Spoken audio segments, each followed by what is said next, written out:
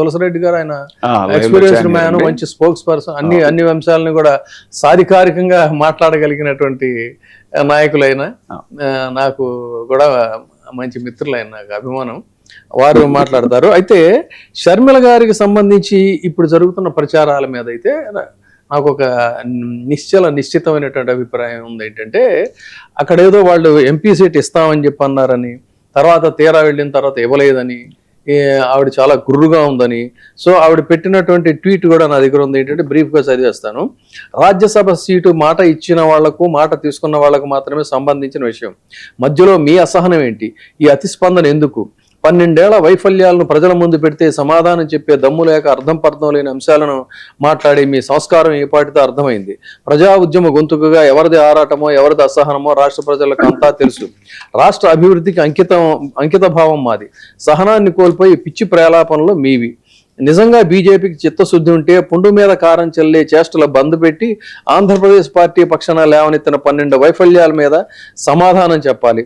రైళ్లు, రహదారులు అని చెప్పడం కాదు, నిత్యావసర ధరలు 300% ఎందుకు పెరిగాయో చర్చకు రావాలి.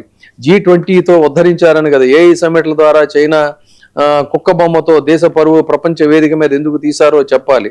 ఇంకా చాలా ఉంది, డీబీటీలు, అది ఇది ఇదంతా కూడా ఆవిడ దీంట్లో. అయితే ఇక్కడ ఆశ్చర్యకరమైనటువంటి అంశం ఏంటంటే మొట్టమొదటిసారిగా ఇష్యూ బేస్డ్గా ఇంత డీటెయిల్డ్గా ఆవిడ బీజేపీ మీద మాట్లాడారు. అయితే అసలు గతంలో ఆంధ్రప్రదేశ్ పిసిసి అధ్యక్షురాలిగా ఆమె అక్కడ పూర్తిగా చతికిలబడిపోయినటువంటి, ఒకప్పుడు తిరుగులేని అధికారం చలాయించినటువంటి కాంగ్రెస్ పార్టీకి జీవంగా నిలబడతారని, కొత్త జవసత్వాలు ఇస్తారని చెప్పి అనుకుంటే తను ఎంతసేపు ఏంటంటే వాళ్ళది ఫ్యామిలీ డిస్ప్యూట్ కింద మార్చేసింది కంప్లీట్. ఎక్కడా కూడా ఒక్క ఇష్యూ మీద కూడా, పబ్లిక్ ఇష్యూస్ మీద రోడ్డు మీదకి వచ్చి ఉద్యమించినటువంటి అంశాలు ఎక్కడా లేవు. ఏదైనా ఉంటే కాంగ్రెస్ పార్టీ తరఫున కాంగ్రెస్ గొంతుకుగా కొంతమంది తులసిరెడ్డి గారు లాంటి స్పోక్స్ పర్సన్స్ వీళ్ళు మాట్లాడటమే తప్ప ఏ రోజు కూడా ఈ పబ్లిక్ ఇష్యూస్ మీద పోరాటం చేయాలి. తన పర్సనల్ ఇష్యూ, పర్సనల్ ఎజెండా, లేదు టీడీపీ వాళ్ళ మీడియా ఏదైనా తయారు చేస్తే దాని మీద తను కూడా రియాక్ట్ అవ్వడం, ఇదంతా కాంగ్రెస్కి ఒక రకంగా ఏంటంటే కాంగ్రెస్ ప్రతిష్ట ఏమాత్రం కూడా కించిత్ ఎన్హాన్స్ అయ్యే పరిస్థితులు లేకుండా ఉండడానికి ఆవిడే సందర్భంలో మీడియా కూడా అన్నారండి. ఏంటంటే చెప్తున్నా, అలాంటి పరిస్థితుల్లో ఆమెకి ఎంపీ సీటు ఇవ్వటం అనేది ఎంతవరకు వచ్చి, ఏ రాజకీయ పార్టీ అయినా, కాంగ్రెసే కాదు, ఎవరున్నా కూడా అటువంటి వాళ్ళకి. కానీ ఆ పార్టీ మీద అంకిత భావంతో నమ్మకం పెట్టుకొని ఏ రోజుకైనా మళ్ళీ మేము ఇదవుతామని ఫైట్ చేస్తున్నటువంటి వాళ్ళు ఇప్పుడు తులసిరెడ్డి గారు లాంటి వాళ్ళు, అందులో చాలా మంది ఉన్నారు. రుద్రరాజు లాంటి వాళ్ళు కానీ, గిడుగు రుద్రరాజు లాంటి వాళ్ళు, ఇలాంటి వాళ్ళు కమిటెడ్గా ఉన్నారు. వాళ్ళు ఏదో ఫైట్ చేస్తున్నారు. కానీ ఏ రోజు పార్టీ ఇది మాట్లాడకుండా పదవి కావాలని కోరుకోవటంలో ఔచిత్యం లేదు. దీనికి టీడీపీ అనుకూల మీడియా రకరకాల రంగులు పూసి మాట్లాడుతున్నటువంటి పరిస్థితి. సో అందుకని ఇప్పుడు భవిష్యత్తులో ఈ పార్టీలు రెండు ఎమర్జ్ అవుతాయా లేదు అన్నట్లయితే ఏమవుతుంది, తర్వాత రాజకీయంగా నిర్ణయాలు మార్చుకోవడంలో తప్పులేదన్నది ఏంటంటే, ఇప్పుడు డిఎంకే మంచి బ్రదర్లీహుడ్ పార్టీ అని చెప్పినటువంటిది సకాలంలో ఏం చేశారంటే భవిష్యత్తు రాజకీయాలను దృష్టిలో పెట్టుకుని టీవీకితో వెళ్ళారు. అది కూడా రాజకీయ వ్యూహంలో భాగంగా తప్పేం కదా. మరి నానా రకాల తిట్టుకుని చంద్రబాబు నాయుడు గారు మోడీ గారు కలవలేదా? అంతకంటే ఇది ఇంకా తేడా కాదుగా. సో వీటన్నిటి మీద మరి తులసిరెడ్డి గారు ఏమంటారు అనేది ఆయన్నే అడిగి తెలుసుకుందాం. మనతో లైవ్ లో జాయిన్ అయ్యారు తులసిరెడ్డి గారు, మాజీ రాజ్యసభ సభ్యులు, కాంగ్రెస్ సీనియర్ నాయకులు. సార్ నమస్కారం. సార్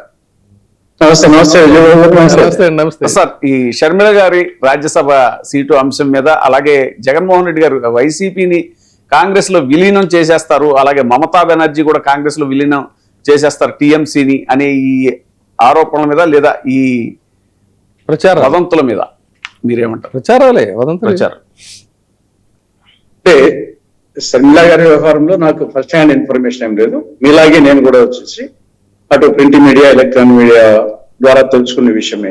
నేను పర్సనల్ గా ఆవిడతో మాట్లాడలేదు.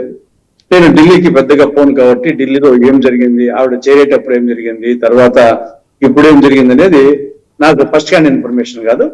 మీలాగే నాకు ఇన్ఫర్మేషన్ కాబట్టి నేను మీరు చెప్పిన దానికంటే ఎక్కువ దానికి యాడ్ చేసే పరిస్థితిలో నేను లేదు. బహుశా వచ్చేసి ఆ పదంలో కొంత పుండు మీద కారం చల్లినట్లు అనే ఆ పదము ఆవిడ వాడింది కాబట్టి బహుశా కొంత అప్సెట్ అయినట్టు కొంచెం కనిపిస్తుంది ఆ యొక్క మీడియాలో వచ్చిన వార్త బట్టి. వాళ్ళు బహుశా ఇస్తామన్నట్టు తర్వాత ఇవ్వనట్టు అనే యాంగిల్ మరి ప్రొజెక్ట్ అయింది. ఎంతవరకు వాస్తవం మనకు తెలియదు, అది ఆవిడకు సంబంధించి. ఇంకా జగన్ కాంగ్రెస్ అనేది ఇంతకుముందు విజయబాబు గారు చెప్పినట్లు రాజకీయాల్లో ఎవరు శాశ్వత మిత్రులు శాశ్వత శత్రువులు కారు. ఎవరెవరి అవసరాలు బట్టి, ఏ పార్టీల అవసరాలు బట్టి, ఆనాడున్న పరిస్థితులు బట్టి ఇవన్నీ ఎన్నికల ముందు పొత్తులా, తర్వాత ఇండిపెండెంట్ కంటే చేయడమా, లేకుంటే ఎన్నికల తర్వాత పొత్తులా అనేది ఆనాటి పరిస్థితి బట్టి ఆధారపడి ఉంటుంది. కాబట్టి ఎవరు ఆ విధంగా చెప్పాలంటే చంద్రబాబు కాంగ్రెస్ నుండి వచ్చినోడే, జగన్ కాంగ్రెస్ నుండి వచ్చినోడే, కాబట్టి కేసీఆర్ కాంగ్రెస్ నుండి వచ్చినోడే. కాబట్టి ఏ దాంట్లో నాకు తెలిసి ఇప్పుడు ఇమీడియట్ గా ఆ పరిస్థితి ఉండదు. జగన్ కున్నటువంటి ఆయనకి ఇబ్బందులు బట్టి, తర్వాత ఇప్పుడు కాంగ్రెస్ ఆ రాష్ట్రంలో వచ్చేసి ఆ పరిస్థితిలో లేదు కాబట్టి అంత ఉచ్చ స్థితిలో మరి ఇమీడియట్ గా జగన్ కాంగ్రెస్ ఇమీడియట్ గా కలిసిపోయే పరిస్థితి ఉండి బీజేపీని అంత దూరం చేసుకోవాల్సిన పరిస్థితి ఉండదు. కానీ వచ్చే ఎన్నికల నాటికి ఏం జరుగుతుందో చెప్పలేము. మరి ఎన్నికలప్పటికీ ఆ రోజు అప్పటికి కాంగ్రెస్ దేశవ్యాప్తంగా ఏ పరిస్థితికి వస్తుంది, రాష్ట్రంలో ఏ పరిస్థితికి వస్తుంది, ఈయన మీద కేసులు ఏ స్థాయికి వస్తాయి, ఆ రోజు కూటమి మళ్ళా బీజేపీ టీడీపీ జనసేన మరి ఇదే పొత్తుతో పోతాయా అనేది వచ్చే ఎన్నికల నాటి పరిస్థితి బట్టి అప్పుడు డెసిషన్ తీసుకునేది ఉంటుంది. కానీ ఇప్పుడు వచ్చేసి ఏదో కాంగ్రెస్ జగన్ మీద కాంగ్రెస్ పొత్తు పెట్టుకుంటాడు అనుకోవడం లేదు. మమతా బెనర్జీ టీఎంసీ పార్టీలో ఇప్పటికే చీలిక వచ్చిందని అంటారండి. 19 మంది ఎమ్మెల్యేలు చీలిపోవటం అది. సో ఆ నేపథ్యంలో కాంగ్రెస్ లో ఆవిడ విలీనం చేసే అవకాశం ఉందా? మమతా బెనర్జీ ఇప్పుడు రెండు ఉన్నాయి. ఆవిడ విలీనం అనేది ఆల్రెడీ వచ్చేసి మరి పార్టీ వరకు కార్యవర్గం ఎట్టి ఉంటుంది. కానీ ఎమ్మెల్యేల పరిస్థితి ప్రకారం 80 మందికి దాదాపు 62 మంది 64 మంది కాబట్టి ఆడ అది ఒరిజినల్ అసెంబ్లీలో వచ్చేసి ఒరిజినల్ తృణమూల్ కాంగ్రెస్ గా అది గుర్తింపు పొందుతుంది. ఈవెన్ పార్లమెంట్ లో కూడా ఆ పరిస్థితి వస్తుంది. కానీ ఓవరాల్ గా వచ్చేసి పార్టీగా కార్యవర్గం వచ్చేసి ఏ విధంగా ఉంటుంది దాన్ని బట్టి ఆధారపడి ఉంటుంది. పార్టీని అది కాపాడుకోవడమా, లేకుంటే అది పూర్తిగా వాళ్ళ వశం అయిపోతే ఆవిడ కాంగ్రెస్ లో చేరడమా, లేకుంటే ఇంకొక పార్టీ పెట్టుకొని ఆల్రెడీ ఇండియా కూటమిలో పార్ట్ అండ్ పార్సల్ గా ఉంది కాబట్టి ఒకవేళ సెపరేట్ గా కంటెస్ట్ చేసినప్పటికీ ఇండియా కూటమిలోనే యాంగిల్లో ఉంది కాబట్టి బహుశా వచ్చేసి రేపు ఒకవేళ దీన్ని జాతీయ కార్యవర్గము ఆవిడకి ఎక్కువ సపోర్ట్ గా ఉండి ఒకవేళ ఎమ్మెల్యేలు ఎంపీలు పోయినా కానీ పార్టీ ఆవిడ చేతిలో ఉంటే ఆ పార్టీని ఇండియా కూటమితో పొత్తు పెట్టుకోవడమా లేదా వచ్చేసి మర్జ్ చేయడమా అనేది దాన్ని బట్టి ఆధారపడి ఉంటుంది. కాబట్టి ముందు వచ్చేసి పార్టీ ఆవిడ చేతిలో నిలుపుకుంటుందా నిలుపుకోలేదా అనేది ఫస్ట్ పాయింట్. ఇప్పుడు ఎమ్మెల్యేలు ఎంపీలు ఇవ్వనట్టు కార్యవర్గం కూడా పోతే పార్టీని ఆవిడ చేతిలో ఉండదు. అప్పుడు వచ్చేసి ఇంకా డెసిషన్ తీసుకునే పరిస్థితి ఉండదు. అప్పుడు ఆటోమేటిక్ గా కొత్త పార్టీ పెట్టడమా లేకుంటే కాంగ్రెస్ లో చేరడమా అనే యాంగిల్లో వస్తుంది. లేదు పార్టీని నిలుపుకుంటే కన్నా అప్పుడు దాన్ని ఇండియా కూటమితో పొత్తు పెట్టుకోవడమా వచ్చే పార్లమెంట్ ఎన్నికలకు కానీ ఏదైనా లేదు వచ్చేసి మర్చి చేయడం అనేది ఆధారపడి ఉంటుంది. కాబట్టి ఆవిడ సొంత పార్టీని నిలుపుకుంటుందా నిలుపుకోలేదా అనేది ఇప్పుడు ముందు అధ్యయనం. తాజాగా ఈ పశ్చిమ బెంగాల్లో 4000 ఈవీఎం మిషన్లు అగ్నికి ఆహుతయ్యాయి అనేటువంటి న్యూస్ చూసే ఉంటారు సార్. దీన్ని ఎలా చూడాలి? ఎందుకంటే 2024 ఎన్నికల తర్వాత రకరకాల ఆరోపణలు ఎలక్షన్ కమిషన్ ఆఫ్ ఇండియా మీద రావడం జరిగింది. ఈ నేపథ్యంలో ఎందుకంటే పోలింగ్ తర్వాత మమతా బెనర్జీ ఆ స్ట్రాంగ్ రూమ్ దగ్గరికి వెళ్ళి కూడా ఈవీఎంలకు భద్రత లేదు అని ఆవిడ చెప్పడం ఇప్పుడు తెలుగు రాష్ట్రాల్లో కూడా చాలా సంఘటనలు మనం చూసాం. వీటన్నిటి నేపథ్యంలో ఈ ఈవీఎంలు దగ్ధం అవటాన్ని ఎలా చూడాలి? ఇప్పుడు అది మరి డెఫినెట్ గా వచ్చేసి అక్కడ మధ్యలో కొన్ని అంతస్తులు కాలకుండా ఒకేసారి కింద అంతస్తులు పై అంతస్తులు మాత్రమే కాలని అనేది ఒకటి ఏదో నేను పేపర్లో చదివాను. అది ఒకటి ఆలోచించాలా. రెండవది కానీ అక్కడ ఆ యొక్క ఈవీఎంలు ఉన్నటువంటి దాంట్లో మెజారిటీ సీట్లు తృణమూల్ కాంగ్రెస్ గెలిచినట్టుగా మరి నేను ఇంకోసారి చదివాను. అక్కడ మెజారిటీ సీట్లు వచ్చేసి ఇక్కడ బీజేపీకి రాలే, మెజారిటీ సీట్లు ఆవిడకి వచ్చినట్టుగా నేను ఎక్కడో చదివాను. కాబట్టి ఆ కోణం మళ్ళా డిఫరెంట్ వ్యూ వస్తుంది. సరే ఏమైనా వచ్చేసి మరి మనం దాని గురించి ఆ పర్టికులర్ ఇన్సిడెంట్ గురించి తరో ఇన్వెస్టిగేషన్ చేస్తే గానీ మనం చెప్పలేము. 4000 ఈవీఎంలు అంటే ఎంతో ఈవీఎంలని ఎంతో భద్రంగా ఉండాల్సినటువంటి చోట 4000 ఈవీఎంలు తగలబడిపోవటం అదేదో చాలా సాదాసీదా వార్తలాగా కూడా మళ్ళీ నిజానికైతే సెన్సేషనల్ న్యూస్ గా రావాల్సినటువంటి దీన్ని 2 రోజులైంది ఇన్సిడెంట్ జరిగి కూడా చాలా వరకు మరి ఎందుకు ఇది చేశారు అనేది దాన్ని సప్రెస్ చేసేసారు వార్తలు అనేది కూడా మనకి కూడా తెలుస్తున్నట్టు వివిప్యాట్ స్లిప్లు అవన్నీ కూడా తగలబెట్టేయటం అప్పుడు అదేదో 2019లో ఆత్మకూరులో వీవీప్యాట్ల వివాదం వచ్చింది. తర్వాత దేశవ్యాప్తంగా అగ్ని ప్రమాదాలు ఈవీఎంలు చూసుకుంటే 2018లో మహారాష్ట్రలో అప్పుడు పెద్ద ఇష్యూ అయింది. ఈవీఎంల గోదాములో అగ్ని ప్రమాదం జరిగింది అనేది మహారాష్ట్రలో జరిగింది. మధ్యప్రదేశ్లో 2019లో కూడా ఒక సంఘటన జరిగింది. సో అసలు ఈ ఇటీవల కాలంలో గతంలో ఎప్పుడూ లేదు అది. ఈ విధంగా ఈ ఈవీఎంలకు సంబంధించి ఎందుకు అగ్ని ప్రమాదాలు జరుగుతున్నాయి అనేది ఒక సస్పిషియస్ ఇది. సో దీని మీద మరి కొంత లోతైనటువంటి ఇది అంటే ఎవరు డిమాండ్ చేసినా దాని మీద వాళ్ళు ఇన్వెస్టిగేషన్ చేసే పరిస్థితి లేదు. సుప్రీంకోర్టుకి వెళ్తేనే సుప్రీంకోర్టు మీరు వెళ్ళి కమిషన్ని కన్సల్ట్ చేయండి, మా పరిధిలో లేదనేటువంటి తీర్పులు కూడా కొన్ని అంశాల్లో వస్తున్నాయి. సో మరి ఇది సరే ఏమవుతుంది అనేది. తులసిరెడ్డి గారు, తర్వాత ఆంధ్రప్రదేశ్ రాజకీయాలకు వస్తే తాజాగా ఇప్పుడు వెన్నుపోటుకు 2 ఏళ్లు అంటూ వైఎస్ఆర్సీపీ నిరసన ప్రదర్శనలు అవి చేయటం మనం చూస్తున్నాం. అలాగే దాని కౌంటర్గా సుపరిపాలన స్వర్ణాంధ్రప్రదేశ్ అంటూ కూటమి నాయకులు, కూటమి ప్రభుత్వం తిరుపతిలో బహిరంగ సభ పెట్టి వాళ్ళు చేసిన విజయాలు, ఈ 2 ఏళ్లలో వాళ్ళు సాధించిన విజయాల గురించి చెప్పుకుంటున్నారు. ఈ 2 అంశాల్లో వాస్తవాలు ఏంటి?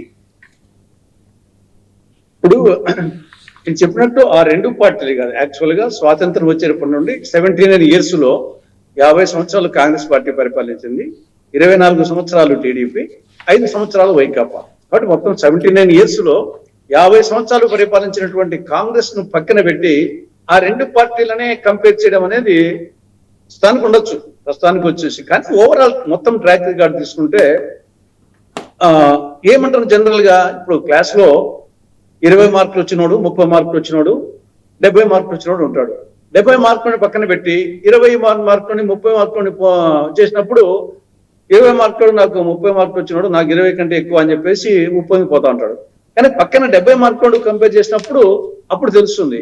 కానీ ఇప్పుడు పరిస్థితి ఏమంటే, ఎంతసేపు గత చంద్రబాబు నాయుడు గారు, లోకేష్, పవన్ కళ్యాణ్ ఎంతసేపు వచ్చేసి వాళ్ళు వైకాపా పాలనను, గొడ్డల పార్టీ అని వైకాపా పార్టీని చూపిస్తూ తమ ఎగ్జిస్టెన్స్ కాపాడుకోవాలనే యాంగిల్ వీళ్ళు నిరంతరం అదే ప్రయత్నం చేస్తున్నారు. వీళ్ళు డెవలప్మెంటల్ యాక్టివిటీ, సంక్షేమ కార్యక్రమాల కంటే కూడా ఆ పార్టీని వచ్చేసి ఎప్పుడు ఆ యాంగిల్ జరుగుతుంది. దీనివల్ల ఏమైందంటే వాళ్ళిద్దరి మధ్య కంపారిజన్ వస్తుంది, దాంతో కొంత కరెక్ట్ పిక్చర్ రాలేదేమో నా అభిప్రాయం. దానికి ఏం వచ్చేసి కాంగ్రెస్ లేకపోవచ్చు, కానీ ట్రాక్ హిస్టరీ వచ్చేసి ఇప్పుడు బీజేపీ ఢిల్లీలో 25 ఏళ్ల పాటు లేదు, తర్వాత వచ్చింది కదా.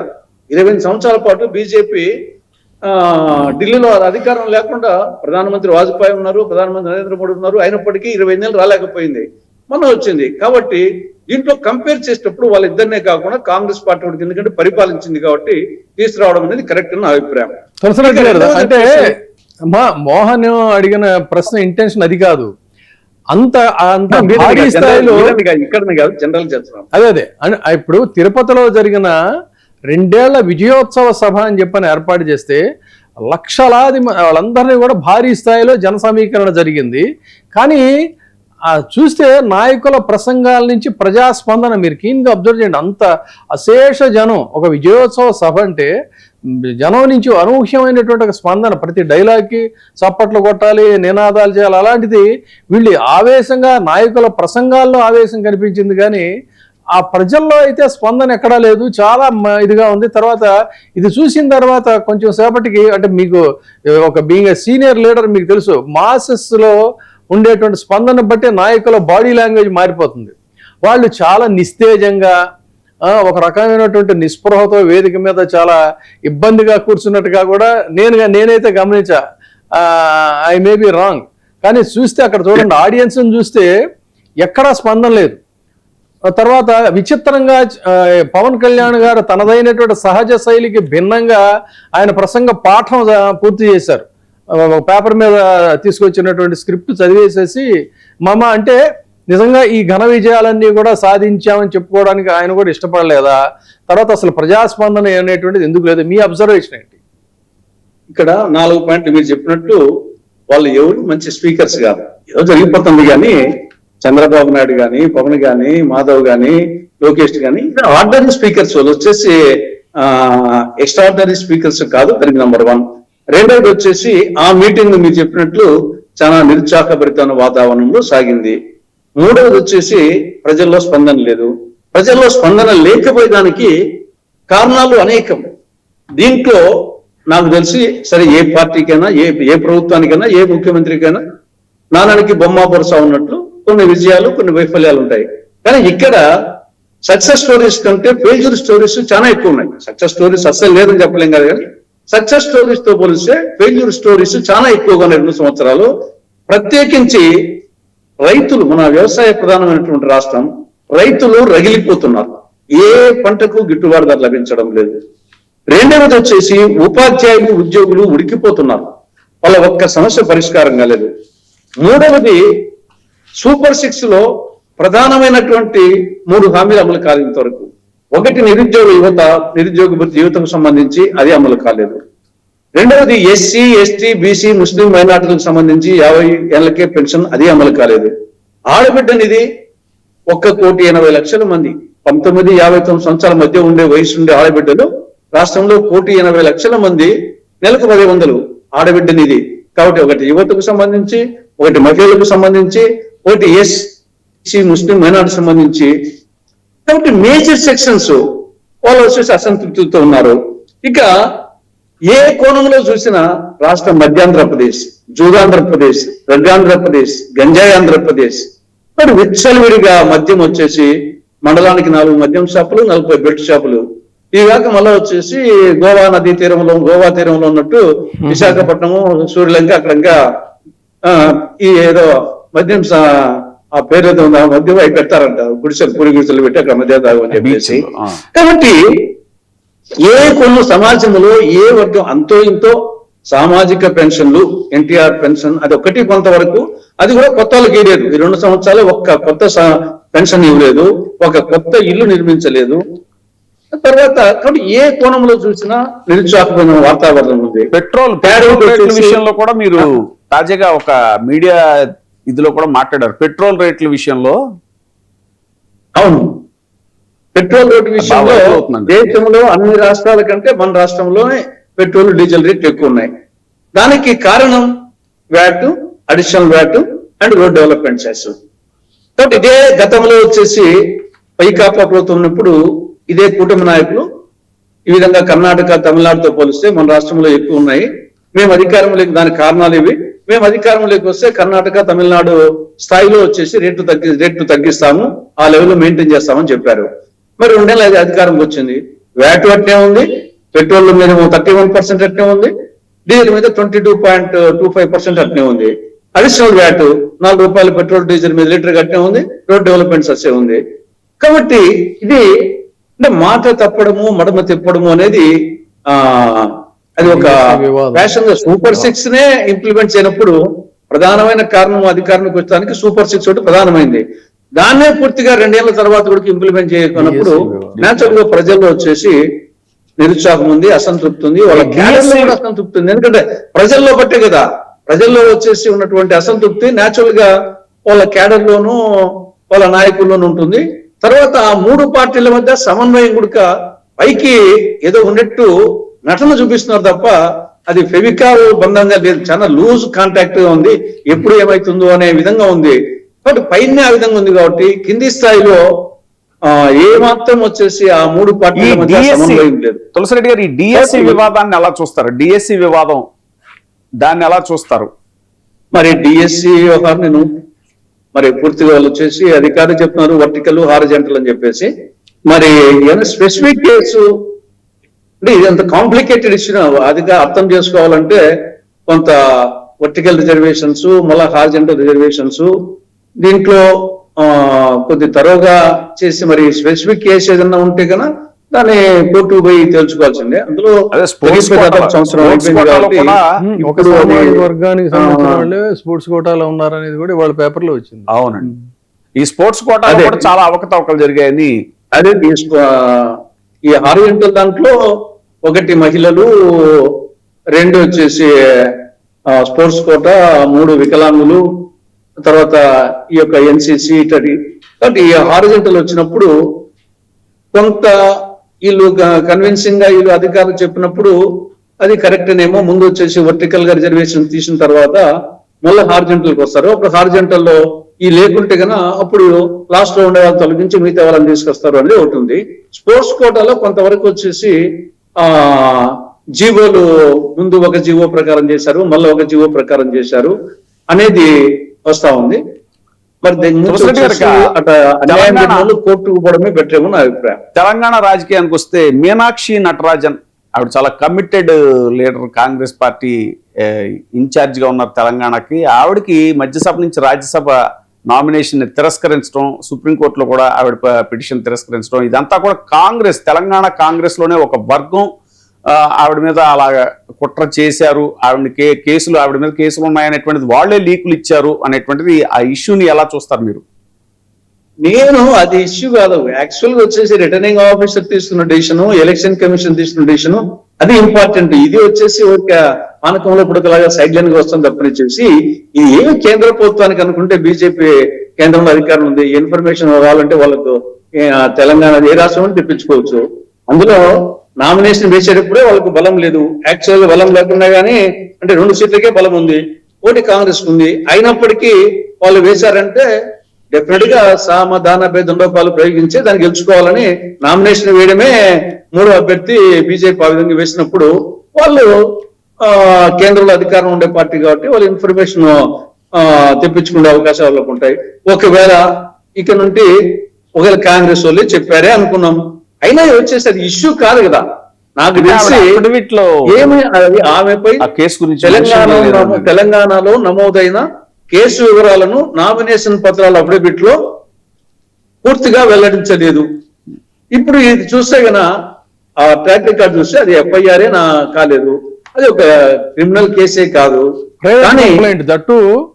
దట్టు అదేదో ప్రైవేట్ పర్సన్ ఇచ్చినటువంటి ప్రైవేట్ కంప్లైంట్ బేస్ చేసుకుని ఎన్నికల కమిషన్ అంటే ఒక జడ్జి, ఒక ఎన్నికల రిటర్నింగ్ ఆఫీసర్ అంటే ఒక జడ్జిలాగా వ్యవహరించాల్సింది. తర్వాత అయితే ఒకటిలేండి తులసిరెడ్డి గారు, నేను అనుకోవడం ఏంటంటే మీనాక్షి నటరాజన్ గారు ఒక సిన్సియర్ గాంధేయన్ వాది చెప్పాలంటే. ఆవిడ లైఫ్ స్టైల్ కానీ, ఆవిడ మేధాతనం కానీ, వాళ్ళ నాన్నగారి లెగసీ కానీ, అంటే పెద్దల సభలో ఇటువంటి ఒక రోల్ మోడల్ గా గాంధేయ సిద్ధాంతానికి అనుగుణంగా నడుచుకునేటువంటి ఒక మంచి మేధావి ఆవిడ. సో ఆవిడ కంటే కూడా మంచి మేధావుల్ని మరి పంపించారు కదా, బ్యాంక్ డిఫాల్టర్స్ ని, తర్వాత ఈ మొత్తం ఈ వైలేషన్ ఏది బ్యాంకులకి పర్యావరణాన్ని వైలేట్ చేసినటువంటి వాళ్ళు, ఇలాంటి మేధావులు ఆల్రెడీ ఉన్నారు కాబట్టి వారి సరసన ఇలాంటి వాళ్ళు కూర్చుంటే బాగోదేమని బహుశా ఆ పని చేసుకుంటారు అని చెప్పి ఆవిడ వీడియోస్ వస్తున్నాయి. ట్రైన్ లో జర్నీ చేస్తారు, ఆవిడ ట్రైన్ లో కాదు, వాళ్ళ నాన్నగారు ఒక గ్రేట్ మంచి అడ్వకేట్, మంచి గాంధేయన్ ఫిలాసఫీ, ఆ లెగసీ ఇప్పుడు పొడికి పుచ్చుకున్నటువంటి ఆవిడ చాలా సింపుల్ సిటీ, మంచి అధ్యయనశీలి. సో పెద్దల సభలో అంటే ఇటువంటి వాళ్ళు వివిధ అంశాల మీద మాట్లాడతారు, ఆహ్వానించాలి. నిజానికి అన్ని అధికార పార్టీలు కూడా ఇలాంటి వాళ్ళు ఉంటే ఒక హెల్దీ డిబేట్ ఉంటుంది. కానీ వాళ్ళకంటే కూడా బెటర్ ఏంటంటే మైనింగ్ దీని నుంచి, లేకపోతే వెస్ట్ బెంగాల్లో హార్స్ ట్రేడింగ్ చేయగలిగినటువంటి వాళ్ళు, ఆ తర్వాత విమానాలని చేసి వాటన్నిటిని బ్యాంక్ డిఫాల్టర్స్ గా ఉండేటువంటి వాళ్ళు కాదు అన్నట్లయితే శుభ్రంగా భూములన్నిటినీ కూడా కబ్జా చేసి పర్యావరణాన్ని కూడా ఛిద్రం చేసేటువంటి పెద్దలంటే ఇప్పుడు వాళ్ళు పెద్దలు అంటే ఆర్థికంగా ఉన్నటువంటి వాళ్ళు కానీ మేధావులు కాదు కాబట్టి వాళ్ళ సరసన ఇప్పుడు కూర్చోవడం కూడా బాగోదేమోలే అని చెప్పని బహుశా చేసి ఉంటారని అని చెప్పి అనుకుంటున్నా. అది ఇక్కడ ఒక 3-4 ఫండమెంటల్ క్వశ్చన్స్ మీనాక్షి నటరాజన్ గారు ఒక వ్యక్తిగా పక్కన పెడదాం. కానీ ఇక్కడ ఓవరాల్ గానే ఫారం 26 అవసరమా? రెండవది వచ్చేసి చీఫ్ ఎలక్షన్ కమిషన్ నియామకం ప్రస్తుతం ఉండే పరిస్థితి కరెక్టా, ఇది ప్రజాస్వామ్యం దేశంలో నిలబడుతుందా అనే యాంగిల్ ఆలోచిస్తే భయమేస్తుంది. ఇప్పుడు మొత్తం వచ్చేసి మనమేమి democracies by the people, for the people, to the people అనే యాంగిల్లో మనం ప్రజాస్వామ్యం ఉంది. కానీ ఇక్కడ చూస్తే election is by the RO, to the RO, for the RO అని ఉంది. అంటే ఆర్ఓ అనుకుంటే, రిటర్నింగ్ ఆఫీసర్ అనుకుంటే వచ్చేసి ఏదో ఒక కారణం చెప్పేసి చేయొచ్చు. దాని తర్వాత ఎలక్షన్ పిటిషన్స్ ఇప్పుడు ఆశ్చర్యకరమైన అంశం ఏంటంటే అటానమస్ బాడీ, అందుకని సుప్రీంకోర్టు కూడా ఏమందంటే ఈ ప్రాసెస్ లో మేము జోక్యం చేసుకోలేము అనేటువంటిదేమో సుప్రీంకోర్టుకు ఉన్నటువంటి అడ్డంకులు. మళ్ళీ హైకోర్టు వెళ్ళొచ్చని చెప్పి కాదు, రిటర్నింగ్ ఆఫీసర్ మీరు ఎలక్షన్ కమిషన్ వెళ్ళమని చెప్పింది. ఎలక్షన్ కమిషన్ వెళ్తే జరిగేదేముంది, ఒరిగేదేముంది? హైకోర్టు కూడా ఆల్రెడీ పోయి వచ్చారు కూడా, వెళ్ళొచ్చారు. తర్వాత ఎలక్షన్ కమిషన్ దగ్గరికి పోయి ఇక్కడికి వచ్చారు. ఇక్కడ పోనీ వీళ్ళేమన్నా సుప్రీంకోర్టు రేపు ఈ ఎలక్షన్ ప్రాసెసింగ్ లో జోక్యం చేసుకోవడము, రేపు అయిపోయిన తర్వాత ఎలక్షన్ పిటిషన్ వేసుకోండి అన్నారు. పోనీ ఆ పిటిషన్స్ అన్న ఏమన్నా నిర్దిష్ట టైంలో అయిపోతున్నాయా? ఒక 6 నెలలు, సంవత్సరం లోపు, 5 ఏళ్ళు, 10 ఏళ్ళు మననే ఏదో మద్రాసు హైకోర్టు సుప్రీంకోర్టునే విమర్శించిన నేపథ్యం ఉంది ఆ విషయంలో. తర్వాత ఇప్పుడు ఫారం 26 అనేది మొదట్లో లేదు, మధ్యలో వచ్చింది ఫారం 26. దాంట్లో వచ్చేసి ఒకటి క్రిమినల్ చరిత్ర, రెండవది వచ్చేసి నేర చరిత్ర ఒకటి, రెండవది డబ్బుల విషయం ఆర్థికంగా. ఇది ఎందుకు వచ్చిందంటే కొంత ఎలక్షనీరింగ్ లో కొంత నేరస్తులను తగ్గించాలని, అడ్డుకట్ట వేయాలని, కొంత ధన ప్రభావం తగ్గించాలని యాంగిల్ తో వచ్చేసి అనే ఒక ఉద్దేశంతో వేశారు. కానీ అది ఆఖరికి ఏమైందంటే అది అభ్యర్థులను వచ్చేసి సాంకేతిక కారణాలు చూపించేసి దాన్ని రిటర్నింగ్ ఆఫీసర్స్ కు ఫుల్ పవర్స్ ఇచ్చేసి ప్రజల దగ్గరికి పోకుండానే, ప్రజల దగ్గరికి పోయే నేర చరిత్రుడా కాదనేది ప్రజల దగ్గరికి అవసరం లేకుండా వీళ్ళే వచ్చేసి మొత్తం వచ్చేసి చేసే పరిస్థితికి వస్తుంది. దానివల్ల మనం ప్రకారం చూసుకుంటే మొన్న ప్రజెంట్ ఆంధ్రప్రదేశ్ అసెంబ్లీలో 79% నేర చరిత్ర ఉండేవాళ్ళే. మరి మొత్తం జాతీయ స్థాయిలో అధికార కూటమిలో కూడా అత్యధికలో చాలా మంది పెద్ద ఇది గ్రేవ్ క్రైమ్స్ చేసినటువంటి వాళ్ళు కూడా ఈ రోజున పార్లమెంట్ లో ఉన్నారు. ఉత్తరప్రదేశ్ కావచ్చు, మధ్యప్రదేశ్ కావచ్చు. కరెక్ట్. అందుకని 26 అనేది మళ్ళీ పునరాలోచించాల్సిన అవసరం ఉందేమో అనేది ఒకటి. రెండవది వచ్చేసి ఎలక్షన్ కమిషన్, చీఫ్ ఎలక్షన్ నియామకము, సరే prime minister, leader of opposition తో పాటు కేంద్ర మంత్రి కాకుండా సుప్రీంకోర్టు చీఫ్ జస్టిస్ తరఫున ఒక న్యాయమూర్తితో పెట్టడం అనేది కరెక్ట్. లేకుంటే ఇద్దరు ఒక పక్క ఉన్నప్పుడు ఇంకా మూడో వాడు ఉన్నా ఒకటే లేకున్నా ఒకటే ఆ విధంగా వస్తుంది. తర్వాత వాళ్ళకు రేపు పదవి అయిపోయిన తర్వాత నామినేటెడ్ పోస్ట్ ఇవ్వడము, ఇది ఇటీవల కాలంలో ఒక సాంప్రదాయం అయిపోతుంది. ఇది ఒక ప్రజాస్వామ్యానికి ఇబ్బంది అయ్యేటుంది. తర్వాత ఫైనల్ గా కోర్టులు వచ్చేసి అబ్నార్మల్ డిలే చేయడం వల్ల మొత్తం సమస్య వస్తుంది. కాబట్టి ఇవన్నీ మీనాక్షి నటరాజన్ గారి ఒక దాని ఫస్ట్ కేసు రాజ్యసభ సంబంధించి ఇది దేశ చరిత్రలో ఫస్ట్ కేసు అనుకుంటా రాజ్యసభ విషయంలో.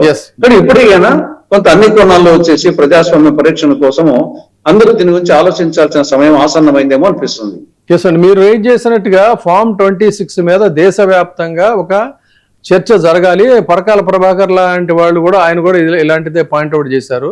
చూద్దాం మరి దీని మీద ఒక నేషనల్ లెవెల్లో ఒక ఉద్యమం వస్తే తప్ప దీనికి ఒక పరిష్కారం దొరకదు. అదర్వైజ్ ఏంటంటే వాళ్ళే రిటర్నింగ్ ఆఫీసర్సే జడ్జెస్ అవుతారు డెమోక్రసీ. థ్యాంక్ యూ రెడ్డి గారు.